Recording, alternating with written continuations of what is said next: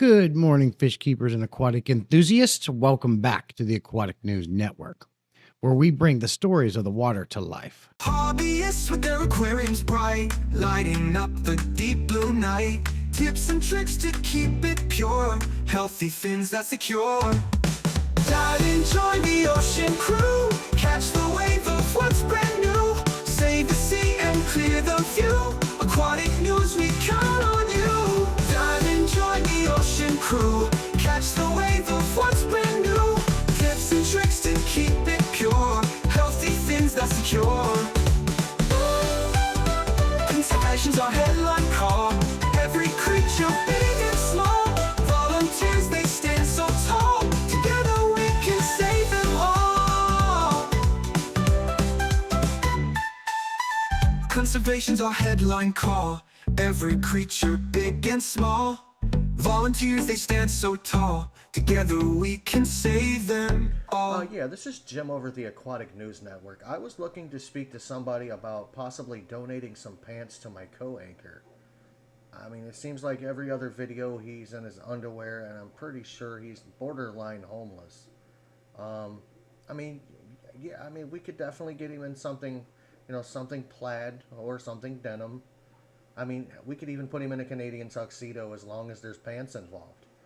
I mean, the gentleman has been 3 episodes with no... I'm live. I gotta go. Let me call you back. Life. I'm Jesse, and today we're busting one of the biggest myths in the aquarium care, because if you thought adding cleanup crew fish would save you from tank maintenance, I'm sorry to tell you folks, but think again.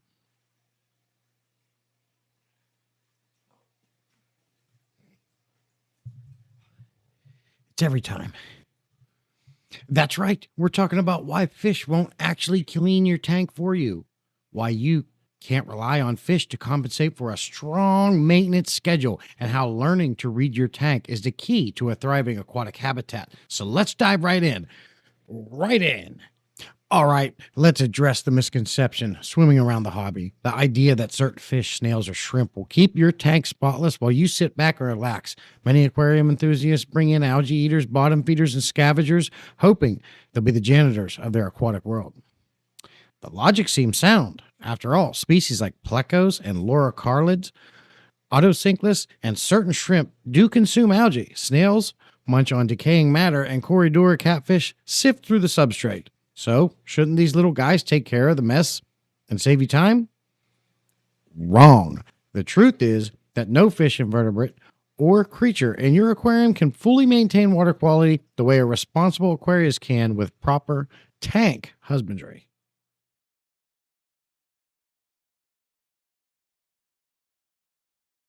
That's right. We move on to segment 2, the science of tank maintenance.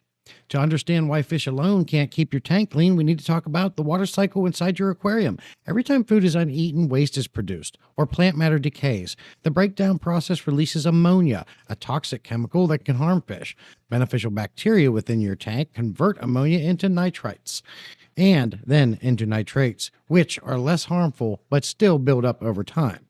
Aquarium plants can help absorb some nitrates, and scavengers might eat leftover food, but that's not enough. Over time, detritus collects in the substrate, algae grows on the surface, and waste accumulates in the filter. Without manual intervention, the water quality will deteriorate, and no pleco, no shrimp, no snail can perform water changes or deep clean a clogged filter. So what does this mean? It means you, the aquarist, are the true guardian of your underwater ecosystems. Knowing when to intervene requires a skill that no fish has, the ability to read your tank and act accordingly. Now on segment 3, we're going to talk about furthering this subject a little bit more in depth. Tank maintenance isn't an everyday task, but when your aquarium tells you it needs attention, you need to listen. But how do you read your tank? Here are a few key indicators. Cloudy water. This could signal excess waste bacterial blooms or insufficient filtration. A water change, a filter check, or simply patience is in order. Algae overgrowth. While a little algae is natural, an explosion of green means excess nutrients are lingering. Manually removing algae and adjusting feeding habits can help. Debris in the substrate. If uneaten food, fish waste, or plant matter is piling up, quick gravel vacuum session will clear it out. Odd fish behavior, gasping at the surface, or lethargic swimming could indicate poor water quality. It's time to test ammonia and nitrites. Low water flow. If your flow output looks weak, the media might be clogged and you need a good rinse out. They keep sending me faulty equipment. I apologize for having to adjust in between. But what is the key takeaway? Tanks don't need constant maintenance, but when they do, you need to step in because no fish is going to do your job for you. So if you're lazy, don't keep fish tanks. That's right. I said it.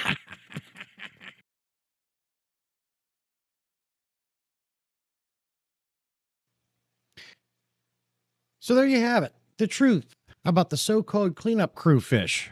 While algae eaters and scavengers can help in small ways, they can't replace the essential maintenance every tank requires from its owner. Don't let this myth fool you into neglecting your tank's health. When maintenance is needed, read, test your tank, and do the work needed to provide excellent husbandry. That's all for this segment. On to the next. Stupid sleeve. On to the next. Remember, keep those tanks clear, keep your fish happy, and remember, just because a pleco sticks to the glass doesn't mean it's scrubbing it. Have a good freaking week, folks.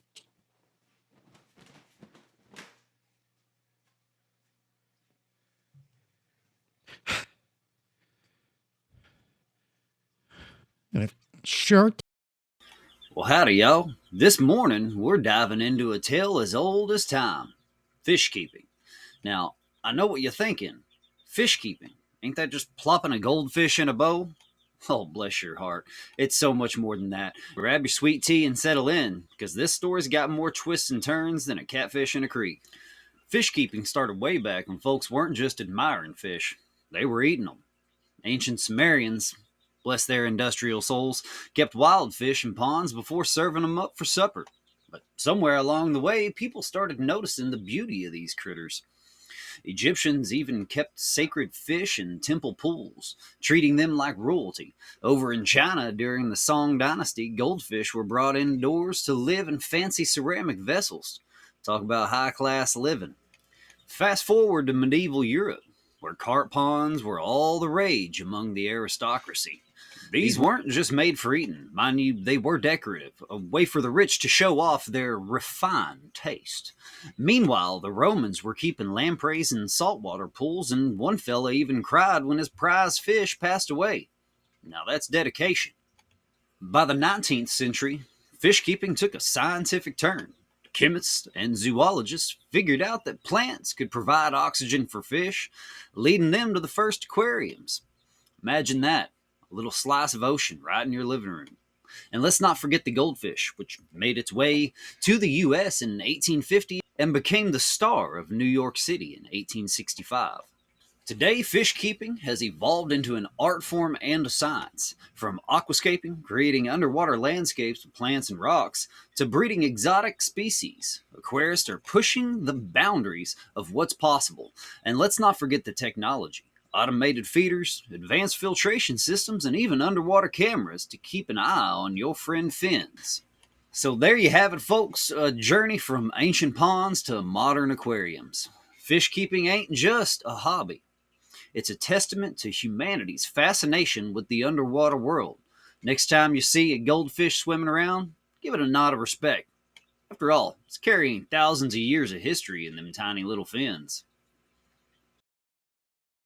Yeah, okay, we're throwing the gloves off for this one. Tossing politeness out the window. Diving into some rage.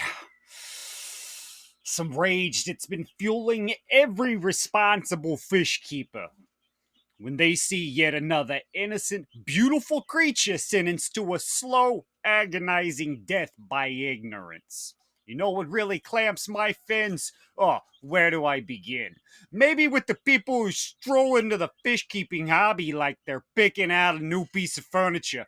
They see a pretty little fish, throw it in a tank and some neon gravel and a plastic castle and call it a day. No research, no understanding, no clue that they just shined up to take care of a living being that depends on them for its survival.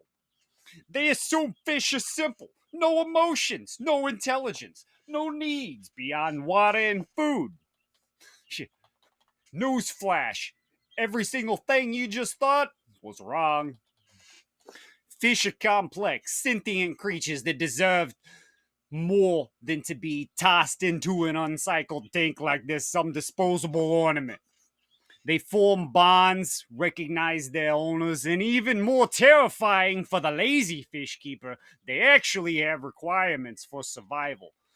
But you know what really sends me into a blind rage? This absolute garbage myth that refuses to die. These old school ones that people keep clinging on to instead of spending 5 minutes looking at some YouTube videos or some Wikipedia. Come on. Oh, betters love tiny bowls? Wrong. You're literally suffocating them, okay? Goldfish grow to the size of the tank.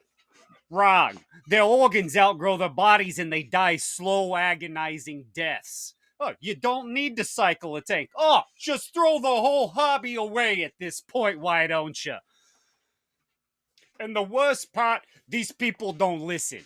They stand the ground, argue with seasoned fish keepers, claim they know better because, well, my fish lived for a few months. Congratulations, you kept it alive just long enough to witness its suffering. This isn't a hobby for people who refuse to learn. This isn't decoration, it's animal care.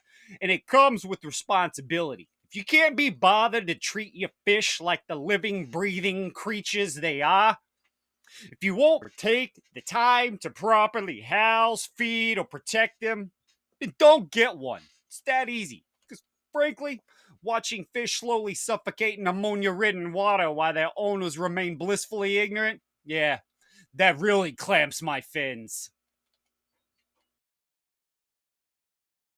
Hello, animal enthusiasts, and welcome to the Aquatic Companions, where we match your pet loving personality with the ideal tropical freshwater fish. Let's find your soulmate, shall we? He's gonna be Finn. Starting strong with our dog lovers, we introduce the Oscar fish. This clever, playful species, nicknamed the water puppy, is also known for bonding with its owner. They're smart and recognize feeding times and can even be trained to take food from your hand. If you want a buddy you can interact with, the Oscar fish is your best fin friend under the surface. They also like playing with ping pong balls. For our cat aficionados, the Siamese algae eater might just be your match. Much like cats, these fish are curious, independent, and love keeping things tidy. They'll zip around the tank, munch on algae, and make your aquarium sparkle with their cleaning prowess. Cute fish, I have a few. Bird lovers. Do you like parrot or budgie at home? Well, say hello to the pearl gourami. Their shimmering, iridescent patterns, coupled with graceful swimming styles, are visual delight. They thrive in planet tanks much like how birds love foliage in their habitat. Calling reptile keepers. For those who admire unique, prehistoric aesthetics, the Bisher is a perfect fit.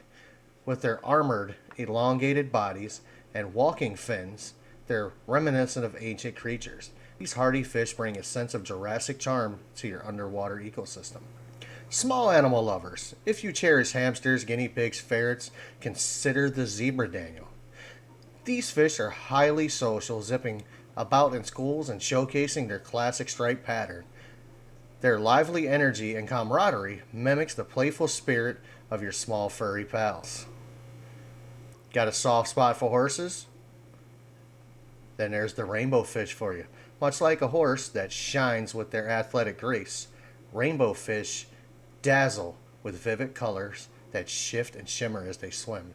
They're elegant, calm, and thrive best in groups, making them a harmonious addition to any tank. I can agree with that.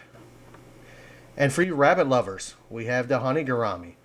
These gentle, Affectionate fish exhibit calming, non-aggressive behavior, much like your favorite hopping herbivore. Their warm honey hue tones create an inviting and serene aquarium atmosphere. I like honey gouramis, they're adorable. Finally, for you exotic animal keepers, those who enjoy keeping tarantulas and sugar gliders, meet the arowana, also known as the dragonfish. This majestic species commands your attention with its gliding movements and mystical appearance, a true centerpiece for any aquarium. No matter your personality, there's a freshwater fish swimming out there with your name on it. From playful Oscars to serene gouramis, we hope you found your aquatic match today. Keep exploring. Stay inspired. Remember, your perfect tank companion awaits.